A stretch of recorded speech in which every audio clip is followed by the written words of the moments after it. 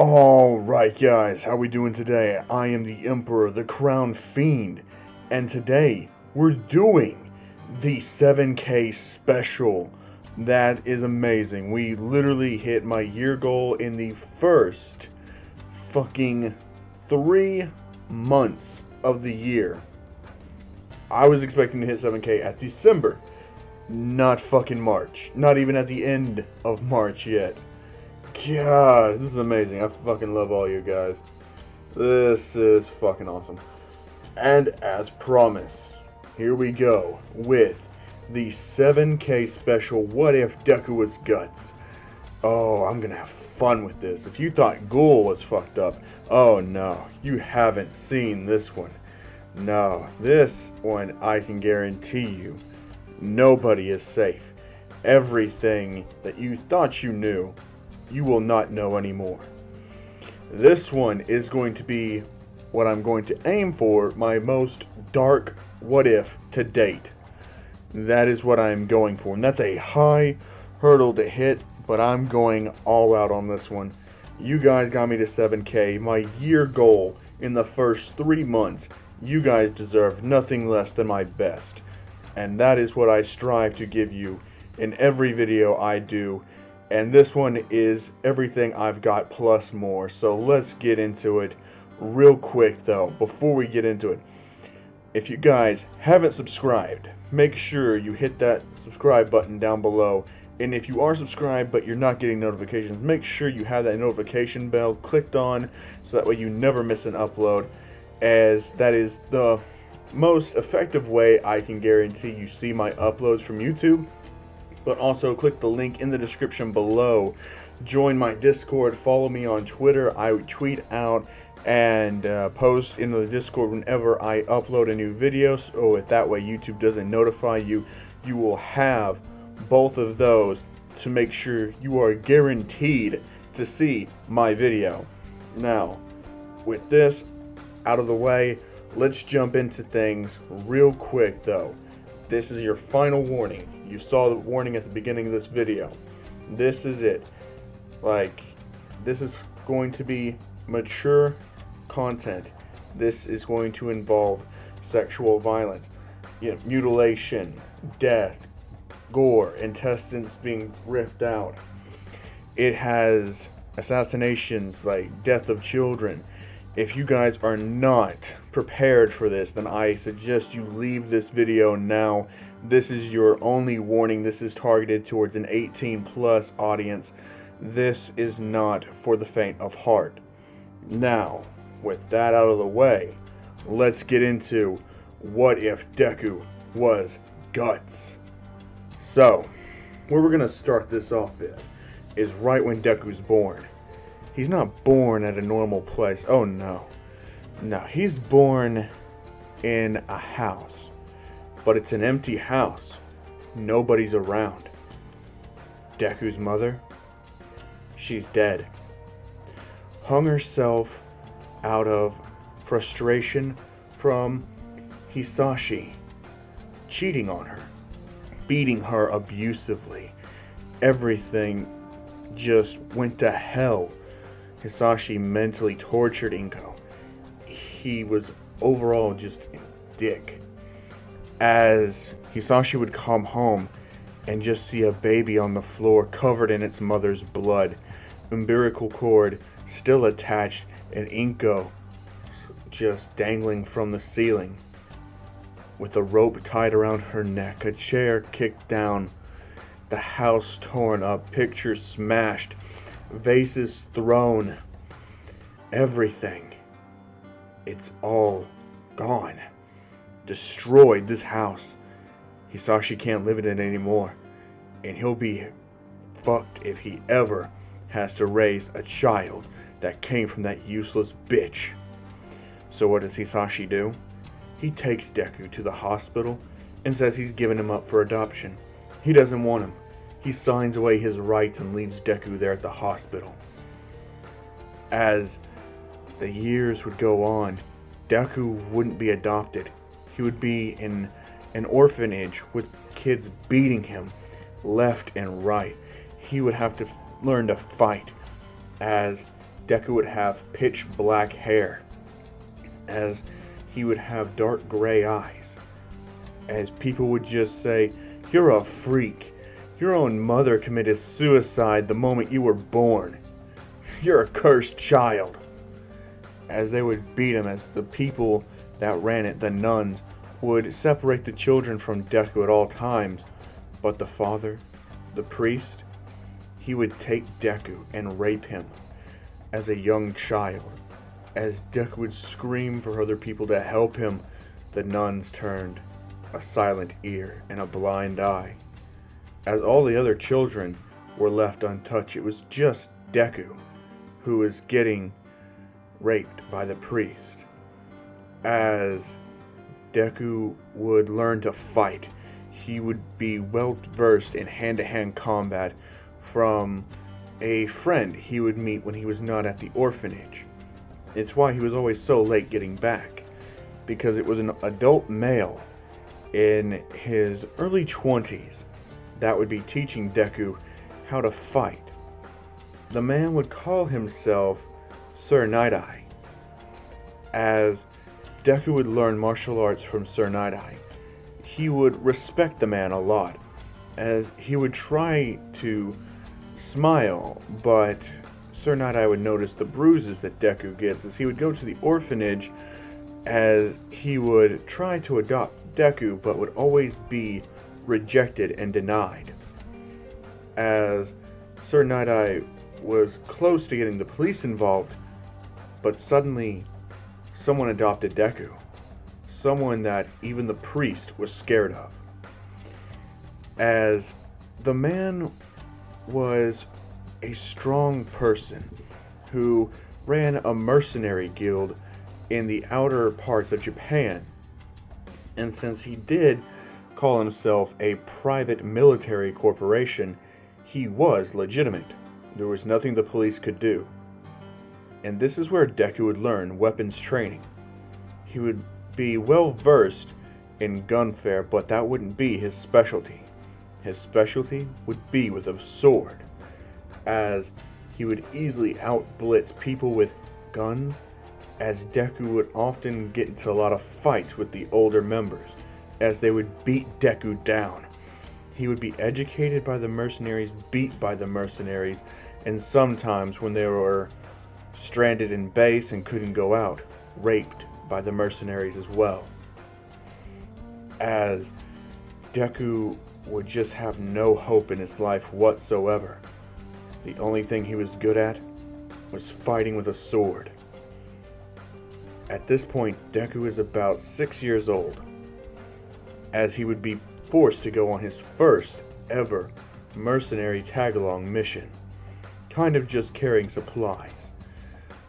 But something would happen. Their truck would get hit as it would be slammed over. Villains would go all the way around them as they would drag out the mercenaries, killing them, as Deku would grab his sword, as it was obviously a bit too heavy for him. But he would slice through the mercenaries and the villains alike, killing them all. It would be a bloodbath, as Deku would be right there covered in blood, as more mercenaries would arrive, as they would smile and say, "Good job, newbie," as they would smile at Deku.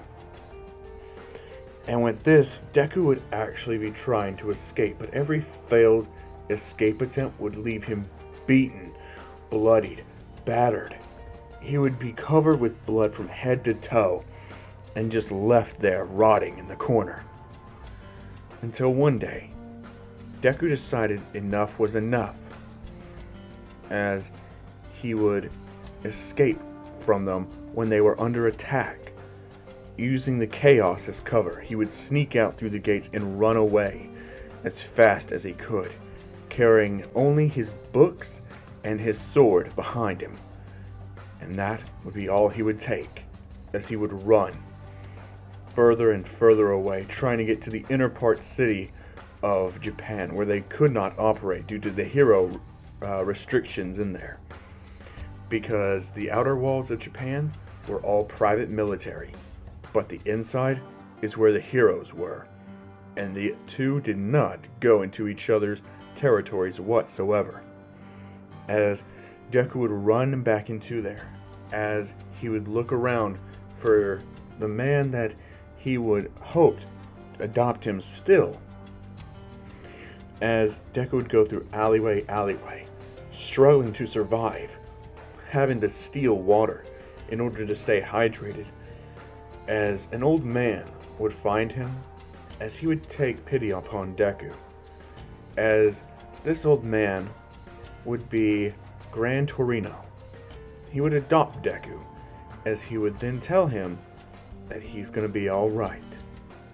As Deku would once again be living with a person, but Gran Torino would show him kindness. He would refine Deku's training, as he saw that Deku was very good with a bladed object, but something that big would obviously startle a lot of people. As he notices all the scars on Deku's body, the cuts, abrasions, the burns, the bullet holes, as he would just say, "What a terrible life you have lived. I'll make sure that your life is a happy one from this day forward." Fat chance. As Deku would start going to school, as he would be in middle school now. The years he would have spent with Gran Torino would have lightened him up a little bit, but it could never erase the darkness that was in his soul, the evil he has seen of people, their ugliness. As Gran Torino would obviously know everything about Deku's past by now, including how he had been sexually abused, how he had been beaten, cut, shot, burned, as he would have to have known about his time stealing from people just to get by and survive off the basics. As he would obviously put Deku in a normal school, allowing him to make bonds with people. Now, this would go good for Deku's first year, as he would be very standoffish, but ultimately he would make no friends and no people would bully him. After all, Deku is a very physically built person. His muscle mass is easily that of a high schooler in their second year, in his first year of middle school. Now, this is when Deku meets a boy and a girl. The boy having long, flowy, blonde hair with crimson red eyes, and the smile in an open hand waved at Deku. The girl would have short green hair. Her eyes would also be green as well. She would have kind of frog-like hands, as she would be more standoffish towards Deku. The young man would say, "My name is Katsuki Bakugo, and I don't know why, but you look very familiar to me. Could it be that we knew each other in a past life? Doesn't matter. Why don't you become mine?" As Deku would say, "What? You want me in that way?" As Bakugo would say, "Well, how about this? If we fight, and I win, you'll become mine. Plain and simple. Meanwhile, if you win, I'll just let you go about your life. Agreed?" And Deku's like, "Not till you specify what you mean by mine." As Bakugo says, "You will fight for me, you will live for me, and you will die for me. That is what I mean." As Deku would say, "Alright, fine. But don't blame me if you get yourself hurt." As Bakugo would say, "Trust me, I won't be hurt." As he would say, "Who's the girl?" She would say, "My name is Asui Tsuyu, but you can call me Sue." As Deku would say, "Fine, the name is Izuku Midoriya. However, you can call me Izuku." As Bakugo says, well, you got guts, Izuku. As Deku would say, what are you laughing at? As Bakugo says, well, we'll have a lot of time to bond together once you become mine, won't we? As Deku would just say, you sure talk a lot, damn it. As Bakugo says, well, before we start the fight, why don't you tell me your quirk? As Deku would look at him and say, I'm quirkless. As Bakugo would say, and yet you have a body like that, and your fighting skills against quirk people are very strong. You're an interesting person, Mr. Izuku. As Deku would say, you're not bad yourself, Bakugo. So what's your quirk? As Bakugo would say, my quirk is explosions. My sweat is nitric acid, and I ignite it. So, well, not nitric acid, nitroglycerin. And it'll explode. The more I sweat, the more the explosion. As Deku would say, so, all I have to do is end this quickly, before you can build up power. As Bakugo would say, you can try, but you'll fail. As the two would go outside to the field beside the school, as Asui would go out there and act as the referee. As she would say, alright, fight. As Deku would lunge at Bakugo, as Bakugo would perform an explosion flip over Deku, kicking him in the back of the head, putting up a smoke screen, as Deku would feel his legs be kicked out from under him, as he would grab Bakugo's leg and slam him into the ground, as he would push Bakugo over onto his back, as he would start beating Bakugo down, as Bakugo would poke Deku in the eyes, as Deku would go to grab his face, as Bakugo would put his hand and explode Deku's chest, pushing him back to the ground and stomping Deku's neck, knocking him out. As Deku would come to in the infirmary, Bakugo would say, I win. As Deku would say, fine, you win. I'll fight for you, I'll live for you, and I'll die for you. But tell me, do I have to give you my ass? As Bakugo would say, no, not at all. I'm actually not into that. As Deku would say, good. As pretty much the two would start off as bitter towards each other, but at the same time, Bakugo would show Deku kindness, as Asui would show him kind of contempt because she has a huge crush on Bakugo. However, her and Deku would begin talking more and more, as it would be 2 years past that point, and it would be their last day of high school. Not high school, but middle school. As UA is a college in this, though, mind you, they would get ready for high school. As they would look around, as they would try to decide which high school to go to. After all, there's one particular high school that has Bakugo's interest, and where Bakugo goes, Deku and Asui will follow, as they are sworn to him. After all, Bakugo is Griffith's reincarnation, as Deku is Guts's. And Asui, I'm pretty sure you've guessed it by now, she is the reincarnation of Casca. Now, by this time, Bakugo would have personally thought of a perfect school to go to. The school itself would be called the School of the Hawk, as Bakugo would honestly apply there, as Deku would as well, and same with Asui. the trio would go to that school as that's where they would meet a lot more people as well.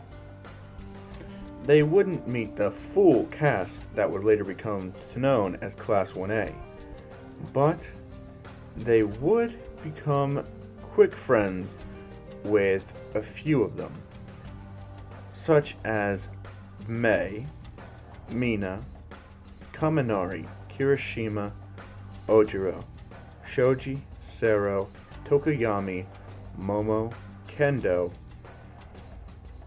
Yui, Shoda, Pony, Kosue, and Tetsu Tetsu. Those would be the people that Deku and Bakugo would meet, as they would form what they would call the Band of the Hawk, as the rest of them would become very standoffish with Deku, but through Deku's time and training with them over the 4 years that they would have in high school, because I'm going to say there's an extra year for college prep in high school. Instead of being first, second, and third years, you have first years, second years, third years, college prep, then college. That is the step that they go to in high schools these days. And honestly, they would have quite the content for people that are children of pro heroes, because those are people that have high standings. But Momo, being from a very wealthy family, would honestly kind of temper their aggression towards them, showing that not all of them were very stuck up.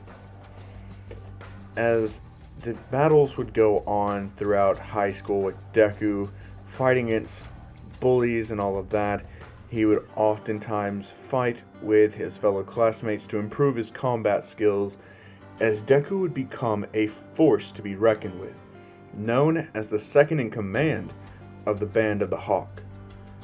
After all, Bakugo was number 1. Now, the years would move on as everyone would be very happy that they would know Bakugo, as the whole group would attempt to go to UA College. Now, Mei would be very tempted to try the hero course, but she knows that she's better suited for the support course, so that's what she applies for. After all, Deku, even though he is quirkless, he's going for the hero course as well, because he wants to be right beside Bakugo, standing tall. Although, it seems weird though.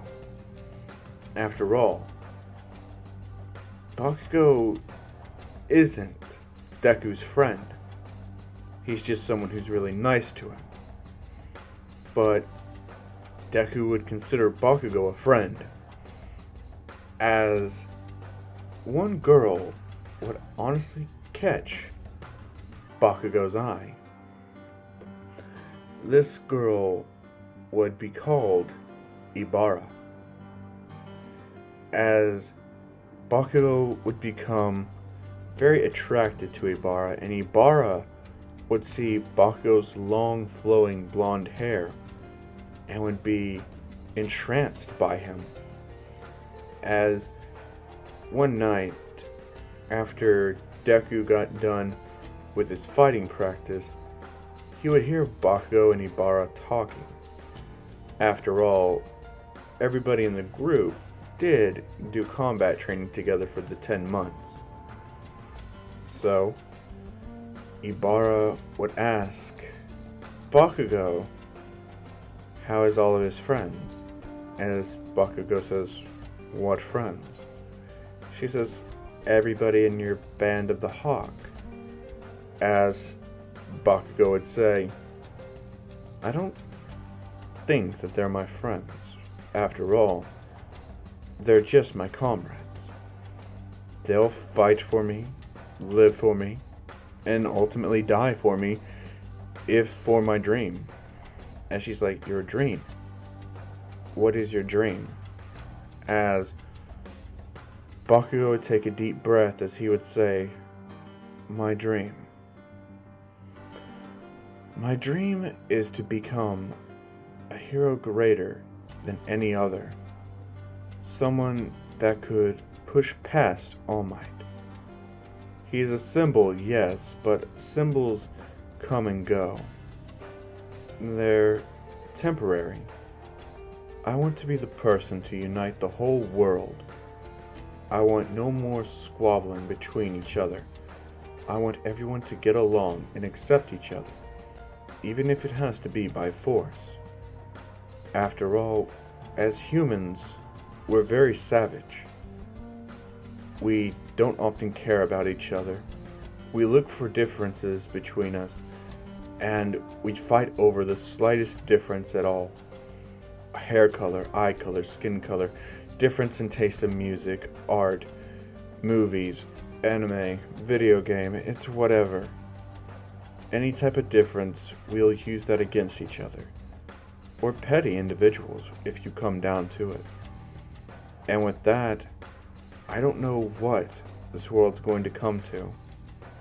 But I want to be able to unify it all before it comes to that.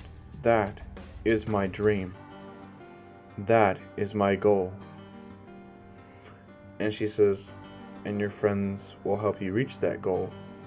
As Bakugo says, "I told you, they're comrades, not friends. I don't think I have a single friend among them all." As Deku would be listening, as Asui would come up beside him, as she would look, as Deku would just say, "What could make me become his friend?" As Ibara asked, "What do you consider a friend?" As Bakugo says, "For someone to be my friend, they must have their own dream, and pursue it vigorously, even if that means opposing me. To be my friend, you must be my equal in all regards." As Deku would just turn away and walk off without saying a word. As Bakugo would turn back, as he would see that Ibara is staring at him intensely. Bakugo would try to walk away, and Ibara would push her hand to his chest as she would say, "Are you sure that Izuku isn't your friend?" As Deku would stop right there, Bakugo would say, "No. As he is now, he's nothing more than a comrade." As Deku would put his head down and walk off, Asui would stay there and look back at Deku.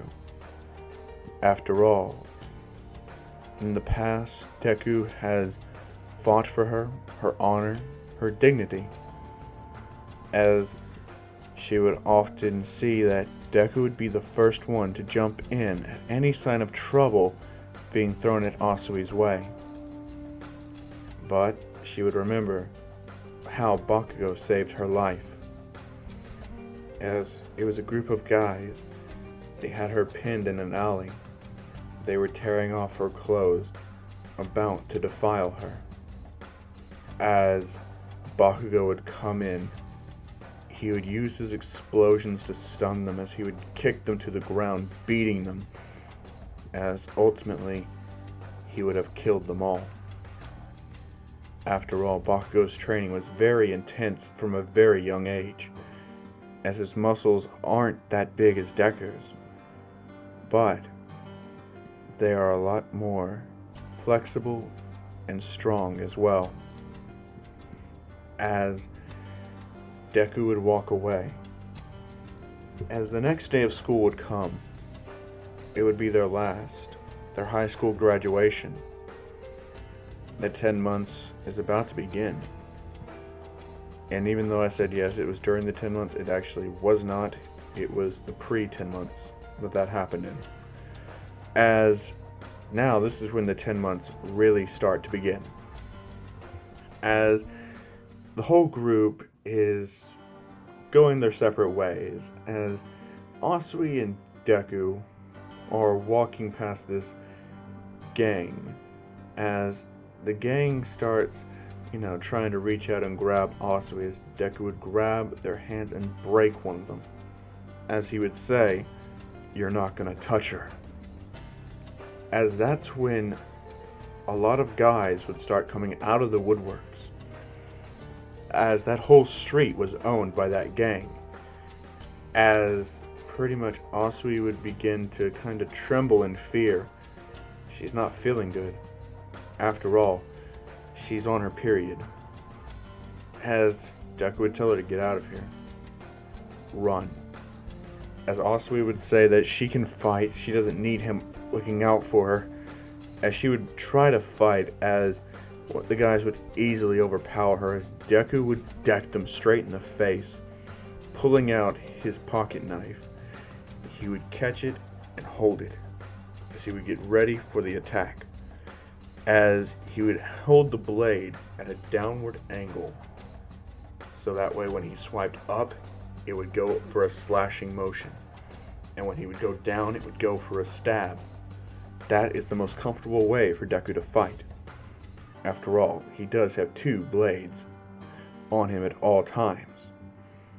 The men would pull out their guns, their bats, chains, crowbars, guns, again, as even knives themselves. As Deku would say, he feels sorry for them. They're simply not enough. As the men would start to attack Deku, he would cut into them, cutting their chest wide open, cutting off their hands, just stabbing them in the face, ripping out their eyes, gutting them, tearing into their thighs and making them bleed out.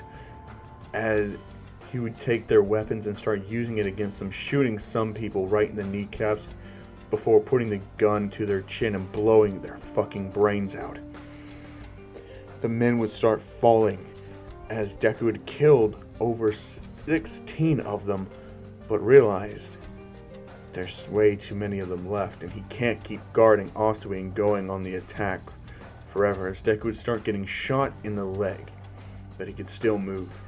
He wouldn't stop fighting, as he would get cuts dragging into him, as he would cut back, killing them. Asui would eventually try to get away, as she would grab one of their knives, as she would stab it into her assaultant, as she would run, going to get Bakugo in the group. As Asui would make it to Bakugo, he would still be with the majority of the group, as they would see Asui's bleeding.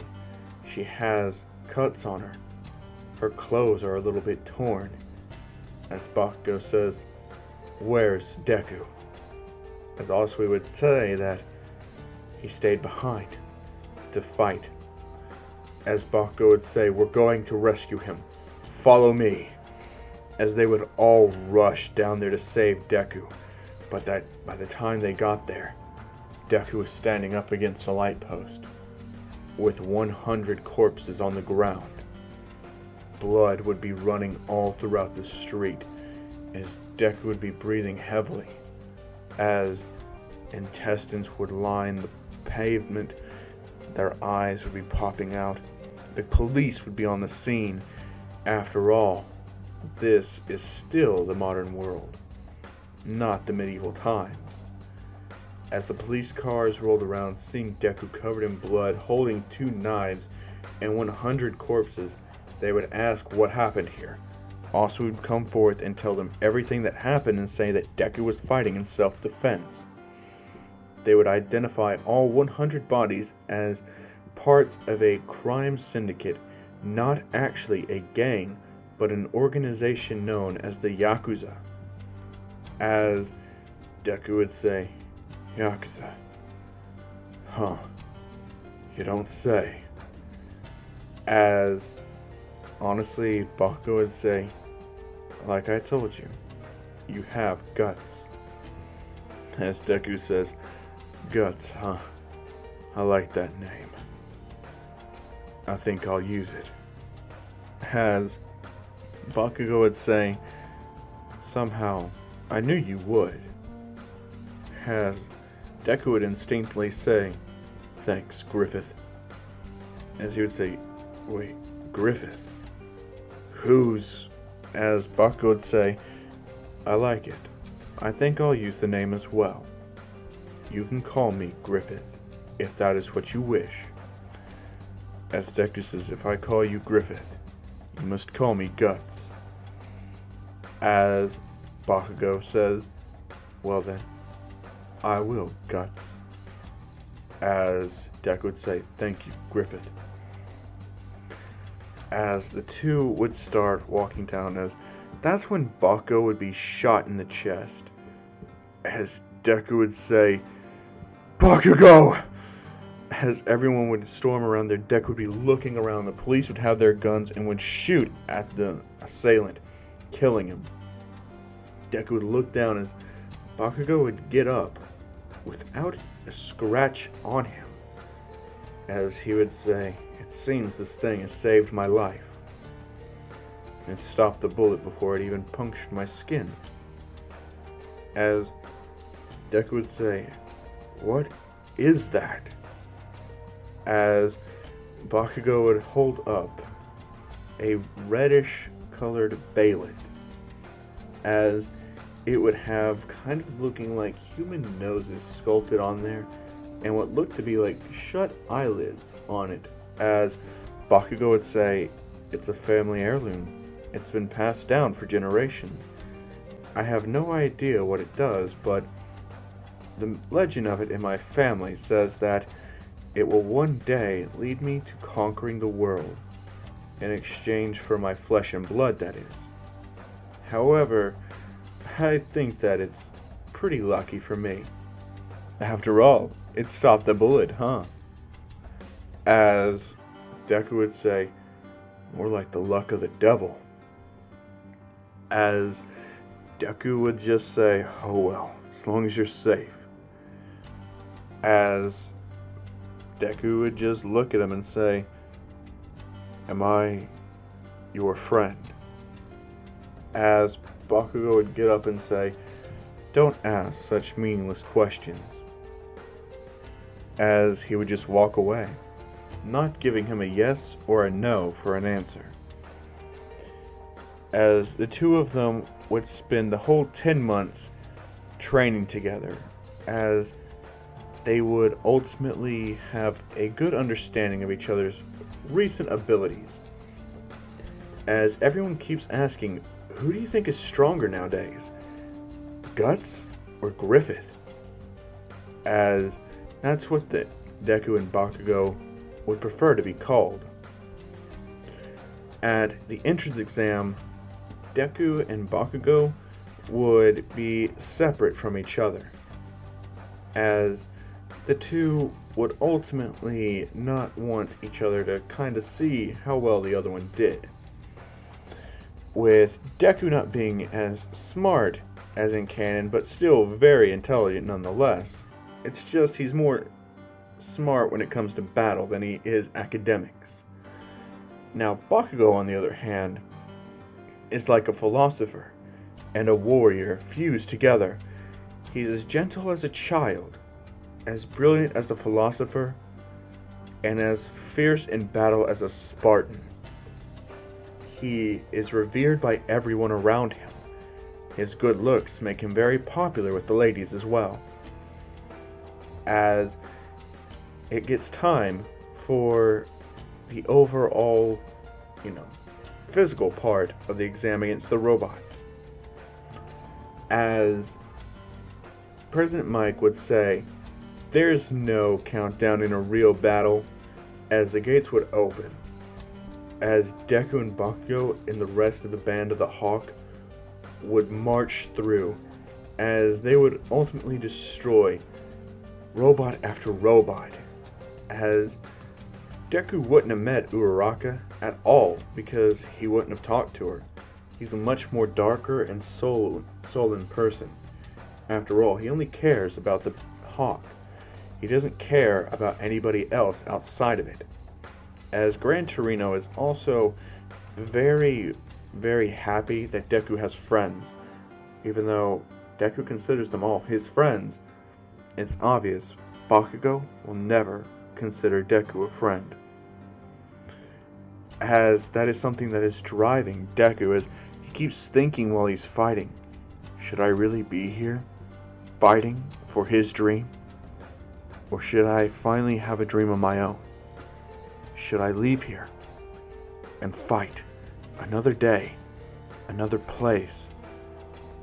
I know his dream is to unite the whole world, and it's a great dream. But what is mine? Do I even have one? Or am I just fighting for the sake of fighting? Am I trying to prove my existence isn't as meaningless as I think it is? Or am I simply just trying to outturn fate? Who knows? I don't even know what my purpose could be. As he says, enough thinking. Let's just fight. As he tears into the robots, being very physically strong and well trained in hand-to-hand combat, he would tear apart robot after robot. As ultimately, Deku would just be ready. He would see the zero pointer as he would be kind of shocked at how big it is, but he knows he doesn't have anything to really stop it. As that's when Bakugo would see this girl there, as he would rush over there to her, as he would take it and he would explode the zero pointer, blowing it up, creating a huge explosion since his quirk's a lot stronger, since it's had a lot more time to develop. As Bakugo would get the extra 300 points for Hero Rescue. Deku would still get into Class 1A, and Class 1A would still be its original setup. Not a whole lot would change. After all, they didn't want all of the Band of the Hawk being in the same class. So obviously, it's not something that can really just happen. Because if they had all the Band of the Hawk in the same class, it would be very hard to control them. Splitting them up, however, now that's way more manageable. As Asui would come to really learn to love Deku, as Deku would admit he's had feelings for her, as Asui would say that she knows. As the two would start to date, outside of their usual training sessions with Bakugo, they would be dating each other. So, that would be what they were doing. As it's the first day of school, as Bakugo, Deku, and Asui would sit beside each other, Bakugo being beside Deku on the right hand and Asui being on Deku's left hand side. They would all sit in the front. As, after all, the rest of the students would fall into their seats wherever, as all would say that they're doing a quirk assessment. As Deku would raise his hand and say, okay, what happens to him since he's quirkless? As all would say, we'll be measuring your physical abilities instead of your quirk. As Deku would say, very well.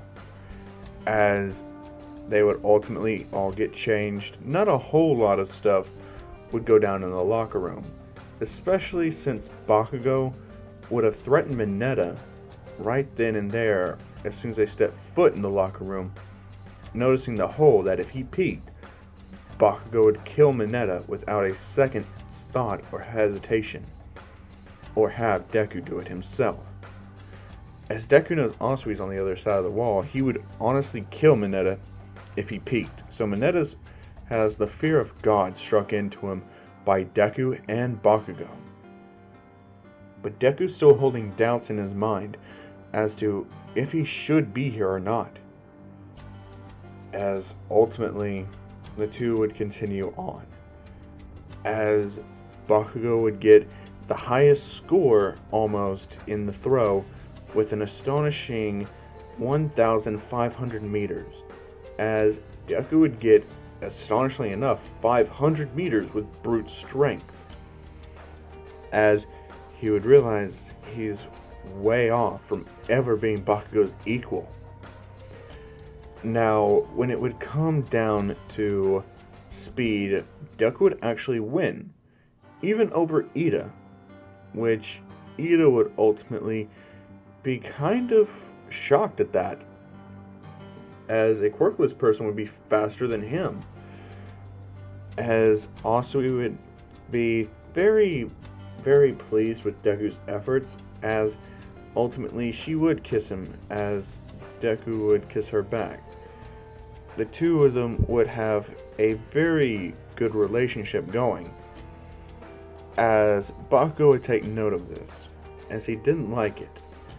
He didn't want Deku's attention being on anyone else other than him, because to him, Deku was the most important piece to his puzzle. He was his most cherished possession. As Bakugo would tell Deku that he should honestly not be going around flirting with Asui so much. As Deku would say he's dating Asui, Bakugo would say, "Oh, I see. Just remember, she cannot have you. You belong to me, and only me. Am I clear?"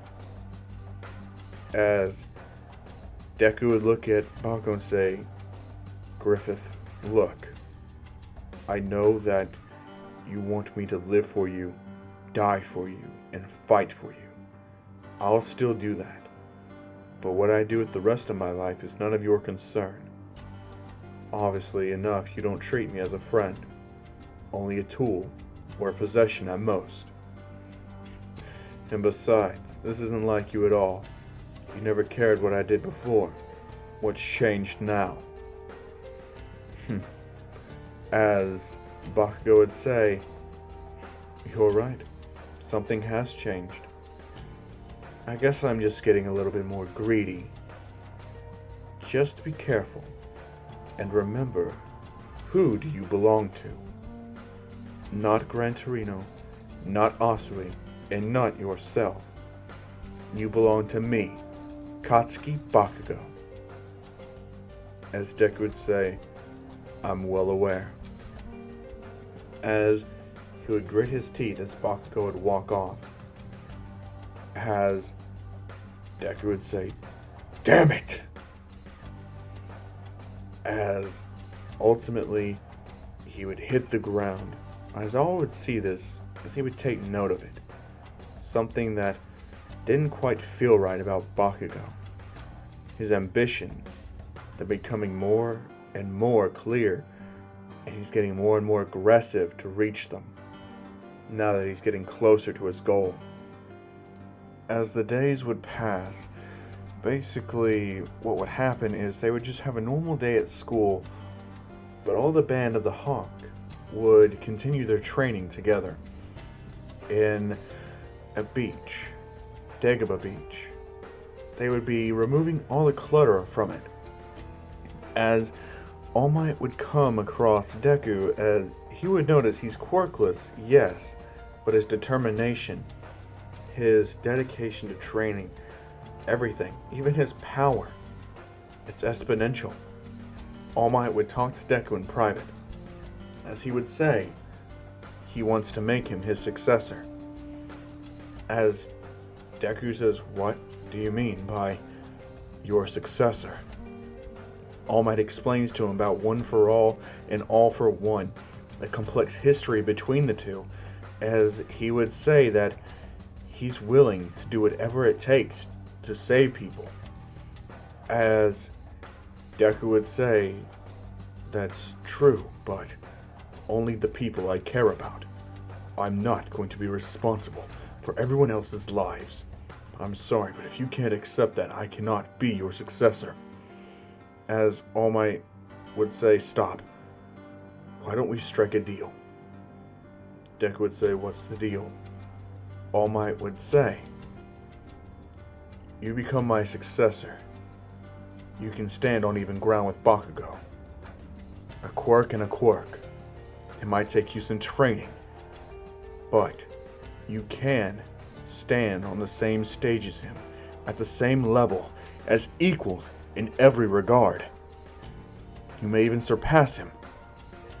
As Deku says, "And what do I have to do?"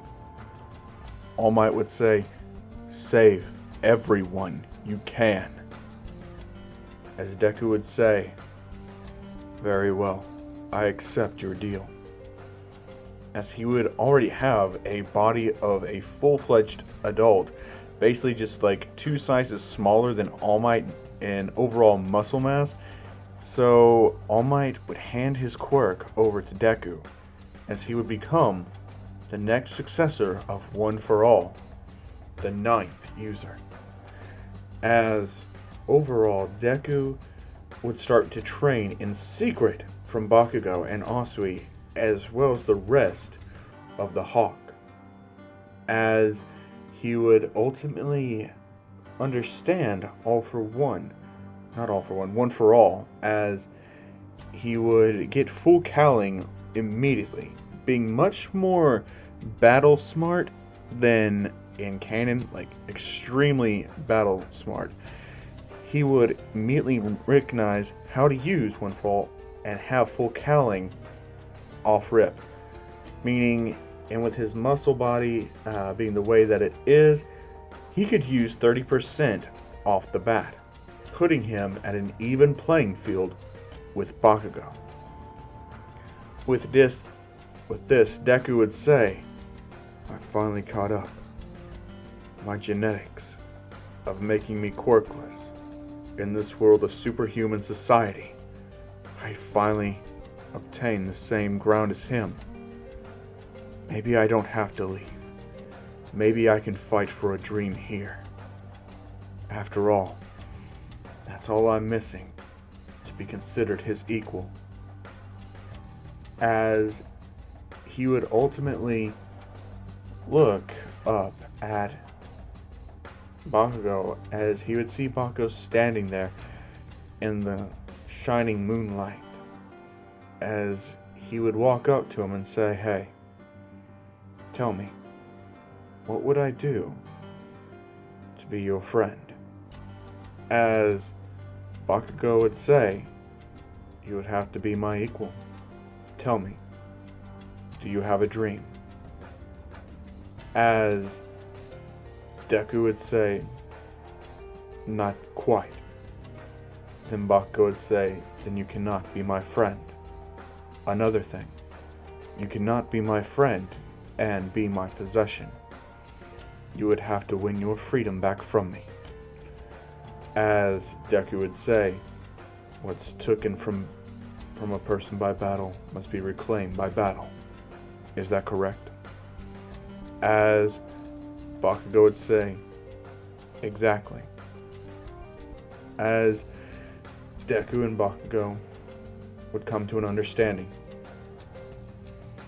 Next would be the Heroes vs. Villain event. Now this is where things change a little bit.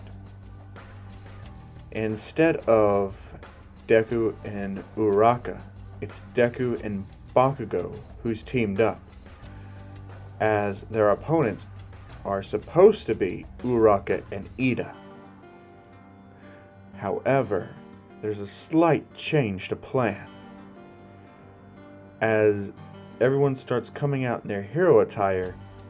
Deku's is a lot different, and so is Bakugo's, as Bakugo comes out dressed in white and blue, as Deku would come out dressed in all black with a hint of red, as Deku's hero outfit is some black pants, black boots, a black shirt with some Kevlar vest, as well as metal plating on his arms, shoulders, chest, outer thighs, and around his calves. As he would also have a sword on his back, a great sword, as he would also have a cape on his back that would conceal his sword, as people would look at him and say, "Whoa, you look scary," as Bakugo would come out in some white baggy pants, as he would have on solid white boots. His shirt would be white in the middle with blue outlines on it. His gauntlets would be blue, as his gloves would be white. As ultimately, he would have nothing on his head per se, except like a hawk-shaped helmet.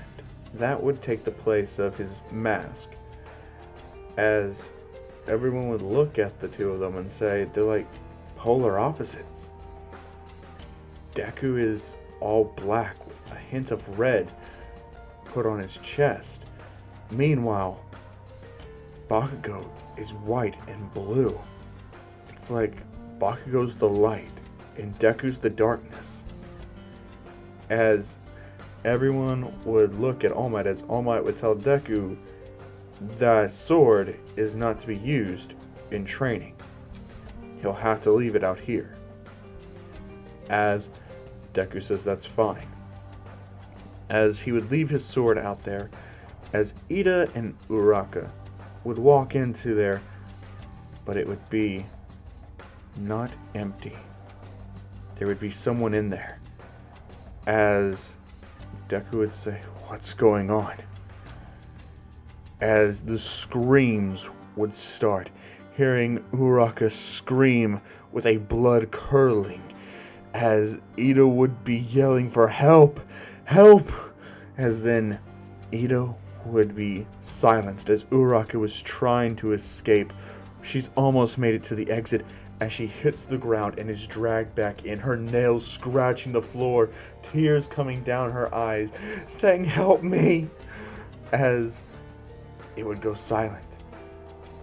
Deku would grab his sword as Bakugo and him would rush inside, as All Might would try to get them back, and he realized he would have to go in there himself.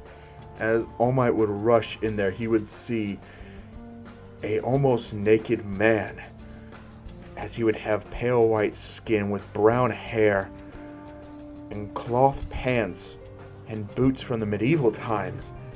He's not sure who this man is, but he's shirtless, his muscles well defined, looking somewhat more like two Greek gods sculpted together. As the man would say, "Are you worthy to be my opponents?" As All Might would try to blitz him, as the man would cut All Might in half with his great sword, as All Might's guts and intestines would be splattering everywhere, his limbs flying up into the air, as All Might would drop to the ground dead. As Deku would look in absolute horror, as Bakugo would as well. As Bakugo would say, "They were mine, and you took them from me. I will not forgive you. State your name. You face the leader of the Band of the Hawk, Katsuki Bakugo." As the man would say, "I am Nofratus Zod." As basically Deku would say, "And you fight his second in command, Izukumi Doria, leader of the Raiders." As Zod would say, "Two strong-willed people. Tell me, do you have what it takes to be a worthy opponent?" As Deku's looking around, he sees Ida's legs separated from each other, as he sees Ida gutted open, and his intestines poured out of him, as his face has nothing but blood dripping from it, his helmet half cracked open with his eye popping out, as Bakugo looks and sees Uraraka pinned into the wall, her head separated with her spine coming out of her body, her ribs puncturing out of her skin, her guts entrailed all over the floor. Blood is everywhere. It's slippery. They have to watch their footing when they move. One mistake could be the difference between life and death. As Deku would say, "You need to get back. I'll buy you some time." As Bakugo would say, "Not happening." I fought to keep you long before now. I'm not letting you die in a place like this. Not until I say so. As Deku would lunge at Zod, clashing his swords, as Deku would be sent back a bit, as he could feel their swords were even. As Deku would fight more and more, as he would position his sword at a lower angle, and when Zod went down for a forward strike, Deku would lace his sword up at an angle, slicing through Zod's sword and cutting into his shoulder. As Zod would say, well, this is the first time in over 3 centuries. Wait, it's been longer than that. You remind me of 2 people that used to injure me before. It's been 3,000 years since then. As Deku would say, who were they? As Zod would say, beat me and I'll tell you. As Deku would say, you're pretty much dead. But Zod would begin to transform into his demonic state, his horns growing out, the fur encompassing his body, his legs becoming more hoof-like, as his nails would grow out even longer. As Bakugo would go to hit him with his explosions, it would do little to no damage, as Deku would slice at his feet, cutting through his flesh. As Bakugo would pull the pin and blast Zod with a huge explosion, burning him severely. As Zod would immediately use his tail to smack Bakugo back into a wall, as Bakugo would hit his head and fall unconscious. As he would fall, his bayonet would slip out. Zod would not notice as he would be focused on Deku. As Deku would fight him, time after time, he would use one for all, powering himself up, increasing the strike strength. As he would cut into Zod's hand, this time cutting it off. As Zod would lose a hand, his rage would come out as he would slap Deku to the side, sending him back into the wall, unable to get up immediately. He had all the air in his lungs knocked out of him. He's wheezing for air. He can't speak. The rest of the team is watching on the monitors in absolute horror. The teachers are trying to rush down there as fast as they can. Pro heroes are being called at all times. They're rushing to get there as fast as possible. But Zod sees Bakugo's bayonet as he says, "It's exactly as it was those many years ago. I will tell you this warning right now. It is a warning I have given before. If you revere this man as a brother, and if you love him so, then when his ambitions crumble, you shall be known as marked, and will be targeted for execution from now and forever. That is your fate." As he would break through the roof and fly off. As he would say, he will not forget his name.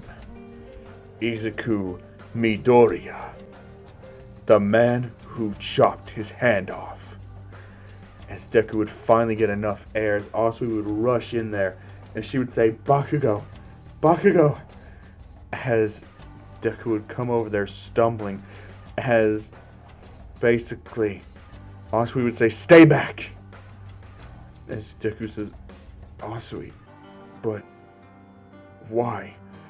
As she says, "I should have never loved you, because all he will ever do is fight to save you. No matter what I do, I'll never be good enough for him. I may have fallen in love with you, but that was the biggest mistake of my life.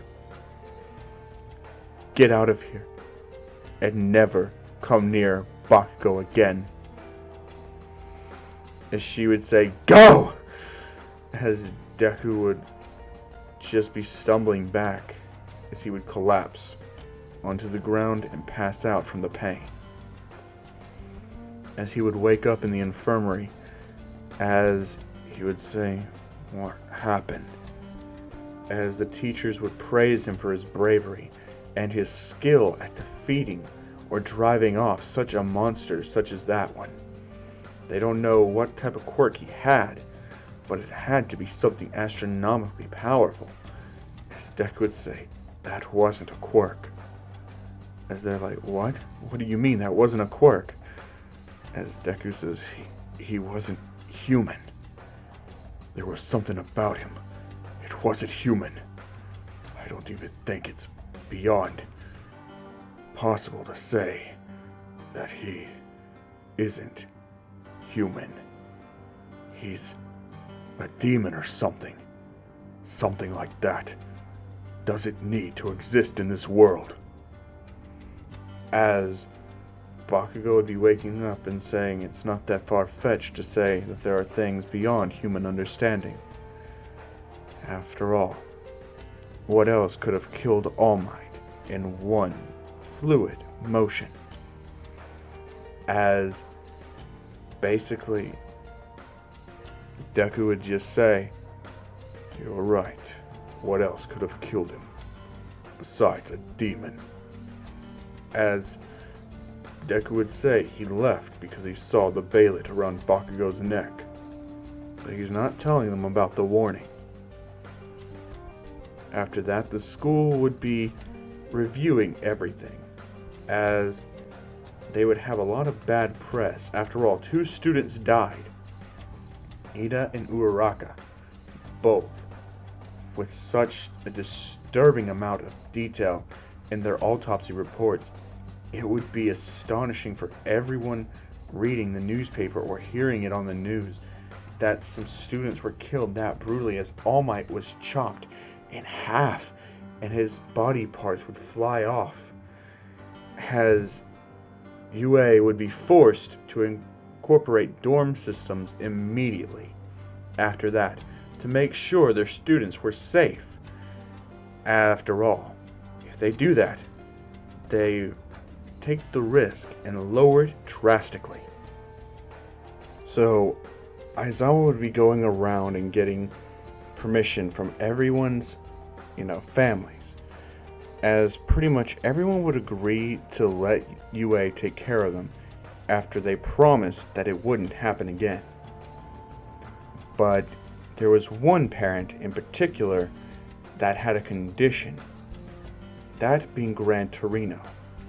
He would say he would allow his son Izuku to go back to UA, but Gran Torino had to be brought on board to replace All Might. As pretty much they would agree. After all, it fills a vacancy, and it gets their top student, one of their top students, to continue going to UA. So the dorm systems would be put in place immediately, as it would take a little bit of time to build them so the students would have some free time. As Deku would be going around with just his training, as he would be thinking more and more about what could be his dream. As he was thinking, what is something he should do? Just because he's been given this power now, and he knows he has to live up to All Might's expectations as well, after he died. But he just doesn't know. So, he thinks about it for the whole break, training day in and day out with his sword, getting better and better, along with weightlifting as well, to increase his muscle mass, is training with One for All as well. The dorm systems would be built as each student would move in, as though the tone would be a lot darker, so there would be no going around and doing the room showcase. Besides, if anyone took a look inside of Izuku's room, they would be terrified. After all he has in there is his weights, his sword, and his bed. That would be it. Along with several other things that he's been working on. Throwing knives, short little knives that he practices with every day, even in his room. As time would pass, it would be time for the USJ. As Deku would be on the bus right beside Bakugo, as Asui would be pissed that that's happened, but Bakugo told her that she needs to calm down. It wasn't his fault. As Asui would say, I know, but still, I can't forgive him for letting you get hurt. As Bakugo would say, it's fine, let it go. As Asui would, but she would still have been kept her breakup with Deku. As Deku would see it kind of hard to face Asui again. So he keeps his distance as he incorporated something new to his hero outfit, a hood to hide his face. As they got to the USJ, Deku would be one of the first ones in as he would feel something off with the air. In his time as a mercenary, he would know an ambush, as he would tell everyone to stay out there, as the doors would shut right behind Deku, as he would be the only one inside. As basically Bakugo says, we gotta get in there. As 13 says, what's going on? As all of the villains would start coming out, as they would say, well, isn't this surprising? The guy who was last talking to All Might before he died. How are you? We heard you cut off a demon's arm. We can't allow you to become a hero, so that's why we're gonna kill you. And just so you know, there's 300 of us. As Deku would look at Shigaraki and say, then 300 of you will die. As he pulls out his sword, as 13 would try to kick Kurogiri out, but it wouldn't work, as Kurogiri would activate his warp gate and make 13 just destroy herself, killing her. As 13 would destroy herself so bad, there would be no trace left of her. As Deku would be running down there, slashing through villain after villain, killing them. Their entrails would be all over the arena, as the destroyed zones would flood with blood, as Deku would be shot, burned a little bit, but he would keep moving on. More and more, he would push himself further, harder, faster. He has to kill them all. As he would keep thinking, as he would keep hearing Bakugo's words, to be my friend, you have to be my equal in every regard. He would activate full cowling and blitz everyone, slashing them apart with his sword, tearing into them piece by piece. As he would finally get to Nomu, he would be exhausted, nearly falling down from all of his wounds that he's been inflicted with. As he would charge it up even more, his sword swing would go straight through Nomu, cutting him in half. As he would regenerate, as Shigaraki would rush at Deku, trying to absolutely just decay him. As Deku would take a step back, knowing not to let his enemies that he knows nothing about get too close, because he knows what type of people have dangerous quirks, and he's getting a bad feeling about Shigaraki's. But then he gets an idea. As he would take the regenerating Nomu and throw it at Shigaraki, as Shigaraki would be forced to decay Nomu to where he couldn't regenerate. As then Nomu would no longer be a problem, as Deku would charge and thrust his sword straight through Shigaraki's stomach, as he wouldn't even waste a second, as he would pull his sword upwards, cutting clean through Shigaraki's head, splitting him completely in two. as Kurogiri would be the only one left. But Deku would realize there's something shiny in there. He would take his sword and throw it as it would hit his one place that was keeping him in his physical form. As Deku would hit it, as it would be impaled to the wall, he would immediately rush over there with full cowling and tear it open and rip it out. Meaning that now that Kurogiri is destabilized, he fades into nothingness. As all of the heroes would get there, as the doors would be just broken down finally, as they would see Deku covered in blood, barely standing, wobbling, using his sword as a cane to try and get up there to the exit. As Asui would rush down there and would catch Deku, and she would say, "Are you okay?" As Deku would say, "I thought you hated me." As Asui would say, "Now's not the time for that. Are you okay?" Bakugo would say, "Guts, are you hurt?" As Deku would say, "What's with the concern? Just order me to be fine like you always do." As Bakugo would say, "Enough of this." As basically Deku would be rushed to the hospital.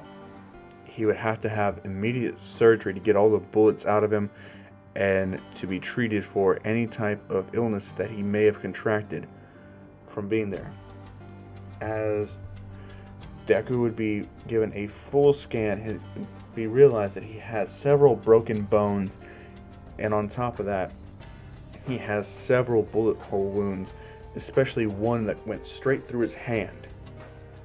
So Deku would get all patched up to the best of their ability, as basically now it's just a countdown to the sports festival. But Deku wouldn't be allowed to participate since he wouldn't be fully healed by the time the sports festival would get there. So he would watch. As the time would go by, Deku would be spending more and more time alone, thinking. As Asui would come by throughout the months leading up to the sports festival, Deku and her would look at each other, as Deku would say that he's sorry, that he knows that he shouldn't have done that. It was reckless of him. He should have thought about how it'd make her feel if he died. As Asui would say, "It's fine." As Bakugo would say, "You're a fool. I told you, you're not allowed to die until I say so. You are my possession. I've told you this enough. Get it through your head already." As Deku would say, "Fine. I get it. I'm nothing more than your dog." As basically Asui would just slap him across the face, saying, "You're nobody's dog." As Deku would say, "Whatever." He would go back to his room and rest. And he would be thinking, and his mind would be made up. He's going to leave UA and travel by himself to figure out where exactly he could go. But he's going to leave after the sports festival. He wants to see the heights that Bakugo can climb to.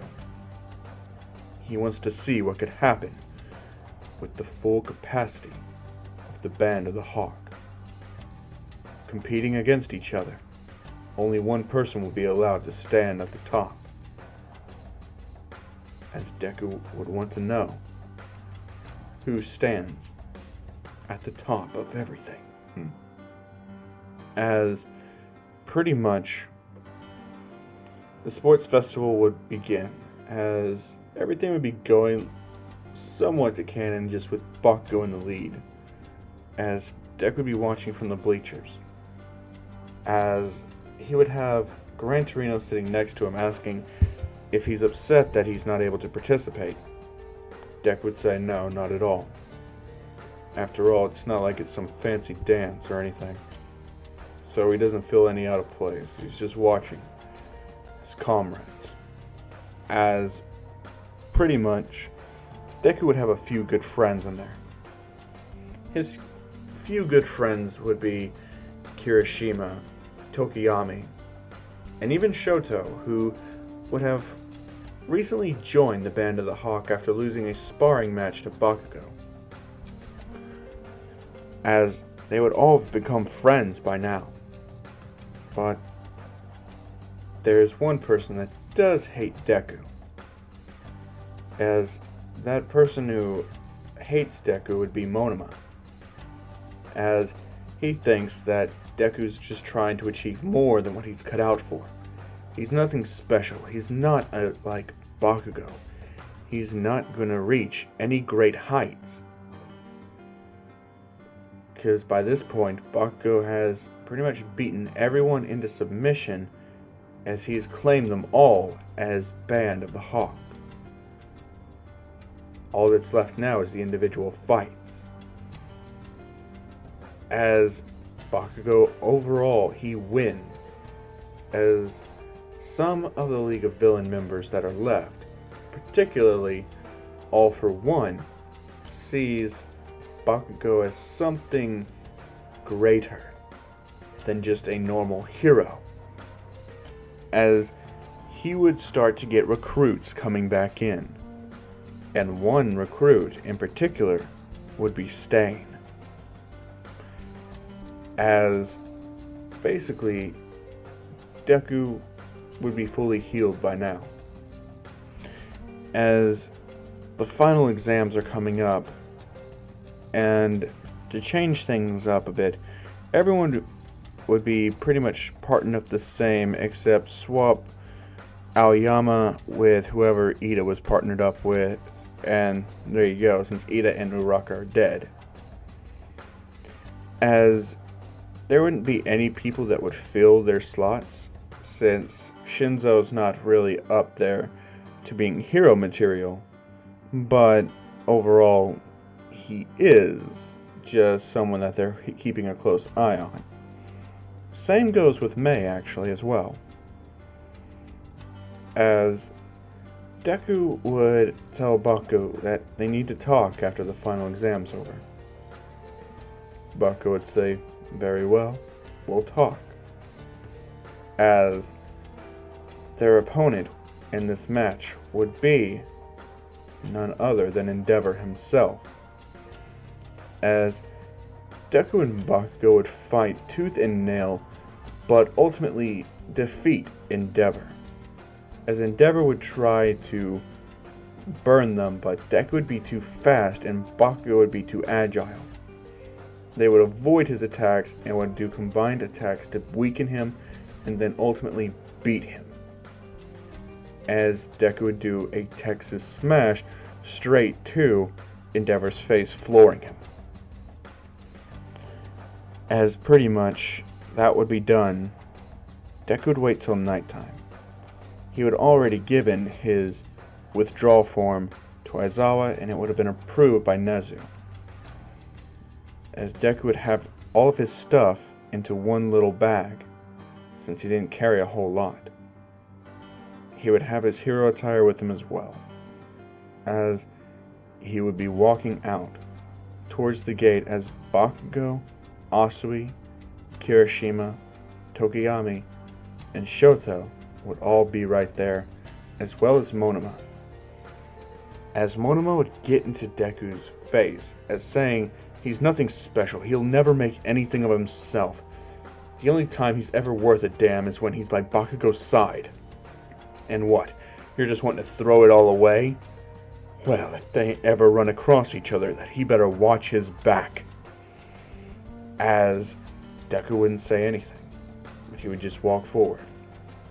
Asu would say don't go, as Deku would just push her out of the way, continue walking towards the gate. As Bakugo would activate his quirk and do a huge explosion right in front of him, saying, "I think you've forgotten something so simple that I've recently told you. You're my property, and if you want your freedom back, you'll have to take it from me by force. As Deku would say, would you settle for a handshake and some final words? As Bakugo wouldn't say anything.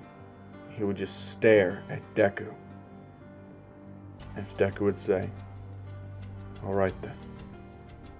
As he would put his stuff to the side, he would activate full cowling.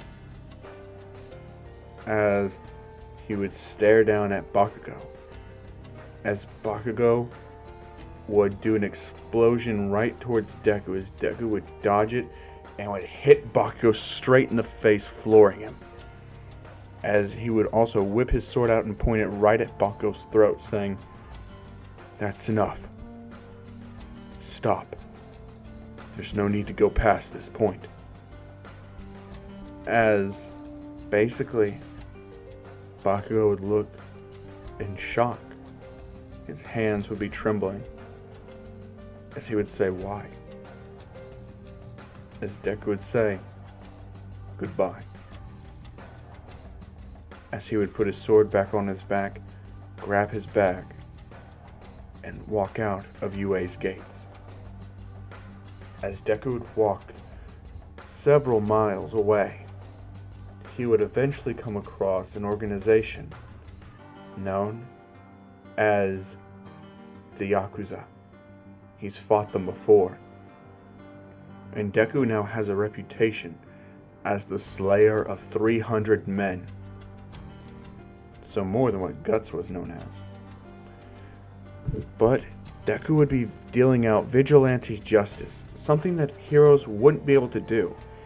He would be going around slashing through Yakuza, killing them, as he would hunt them down, as that would be his main focus. But someone would have their eyes on him. That person being Night Eye.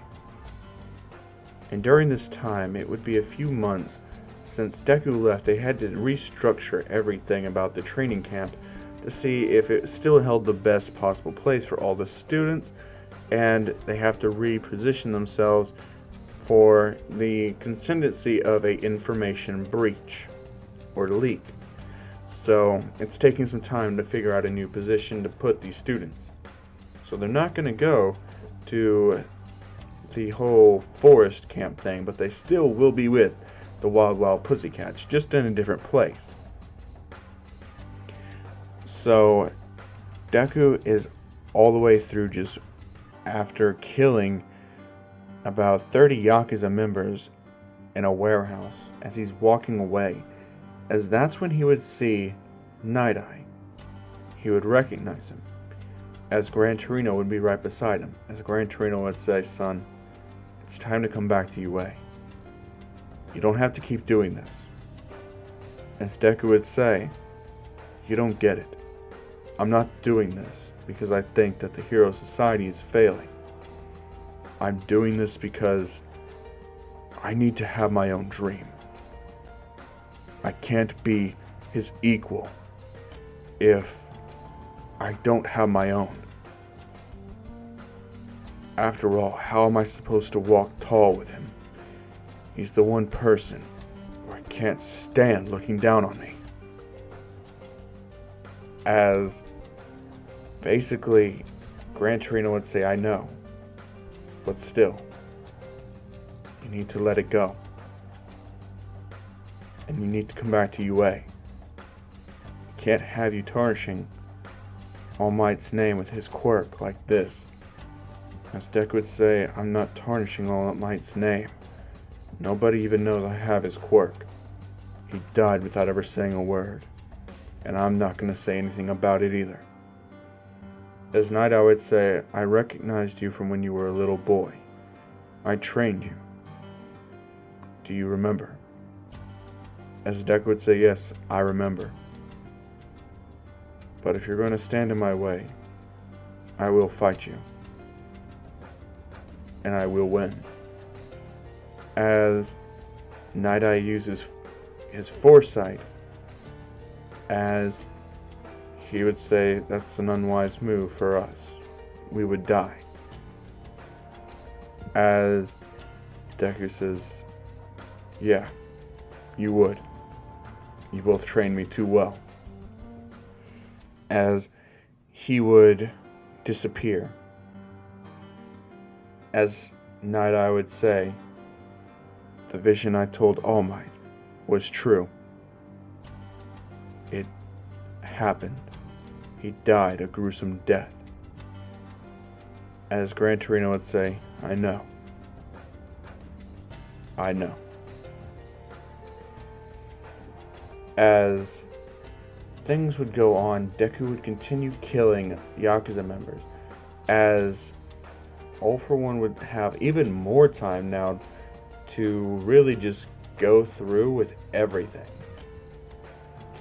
As things are happening in such a certain type of motion, since the sports festival, people are also doing their internships, which it took a while longer to get set up because of everything that happened.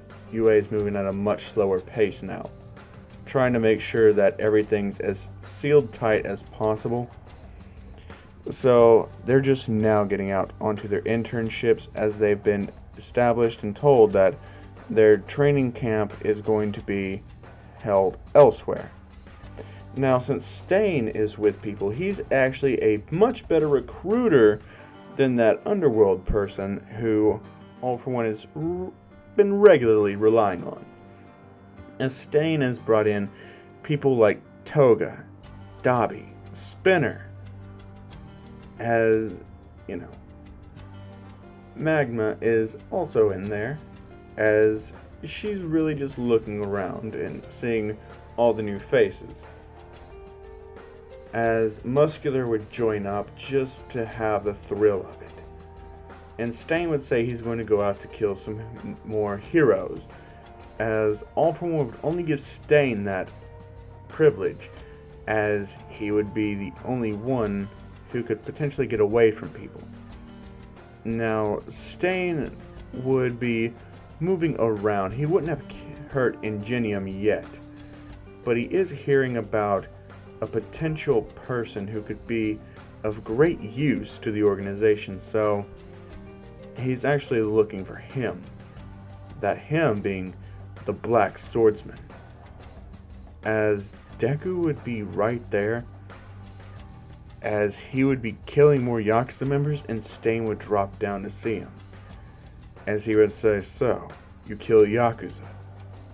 Any real reason why?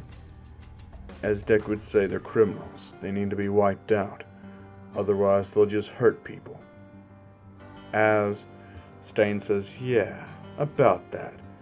How'd you like to join up with us? You can reform society. You could be just like your buddy Bakugo.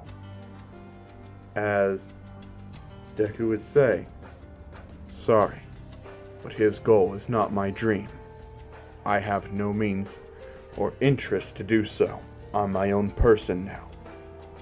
As Stain would say, I'll take you by force if I have to. After all, I've told you what we're planning to do, so I can't let you live. Either come with us willingly, or I'll do it by force. As Deku would say, you'll die. As Stain and Deku would engage in battle, Stain would try, but with his little rusted blades, they would shatter against Deku's greatsword, as he would, in turn, cut Stain in half. As Stain would lay there on the floor, bleeding out, as Deku would leave the alleyway. And it would be front page news the next day. Hero killer Stain found killed in alleyway next to Yakuza members. The Black Swordsman strikes again. As basically Bakugo's reading this, as he realizes that Deku's out there killing villains. And he's just broken inside. He's chosen not to internship with Best Jeanist, but instead with Endeavor, since he is the #1 hero. So he's with Shoto. time passes as the internships come and they go. So after the whole deal with the internships, it would be time for them to go through with the training camp now. And this is where things start to take a darker turn. As Bakugo is there, as he goes through there with the training camp like normal. And the villain attack still happens, but this time the heroes are very unprepared. Since they didn't think anything bad was going to happen, since Deku had been killing so many heroes, they didn't think that so many high-level villains could still be coming out. As All Might's not there anymore. But Deku's been picking up the slack, but still, he's not able to kill every single villain. As Forest would still go through, but it would be even worse now, since there's no Deku to save Koda. Koda would die. Brutal death by Muscular, as Muscular would hit Koda into the ground of the cliff and just keep hammering him till his body is nothing but paste. The Wild Wild Pussycats would be caught off guard by Dabi's flame, as they would be burned and incinerated, with Twice going around there making copies of himself all around of every person. Well, not really himself, but of every other person. So there's multiple Dabis around burning people alive as Bakugo's captured. Now, the people that would die in this would be as follows. Sero would die, Shoji would die as well, along with Sato, Koda, Ojiro, Aoyama. And not just them. There would also be people from class, 1B. Like Rin, he would die. Kojiro would die as well. Juzo, Manga, Kosue, Pony, Shoda, Jutoro, Kinkuro, as those would be the people that would die from that attack. As Bakugo would be captured by the villains as they would go. Now, with Bakugo being captured and no All Might there to help them, it poses a huge danger. Because now who's going to save them? But Momo would still get a tracker on the Nomu. It would have just cost the life of the person who did that. So, since Kosue died after putting that tracker on them, he's not really that important anymore. Except for that one thing, so, oh well. But the students that would be killed would be burnt alive, dismembered, eaten, torn apart limb from limb, poisoned and shot. That would be everything that would have happened to them. So a lot of deaths would have occurred. As UA would come under flak, people would be storming at their gates, demanding they give their children back, that they can't even have the remains of their children to bury them anymore, because there is hardly anything left of them. As Bakugo would be captured by the villains, as he would ultimately have been tortured, because All For One wants what Bakugo has, but he's also telling Bakugo that he needs information. What is UA planning, and what does Bakugo want?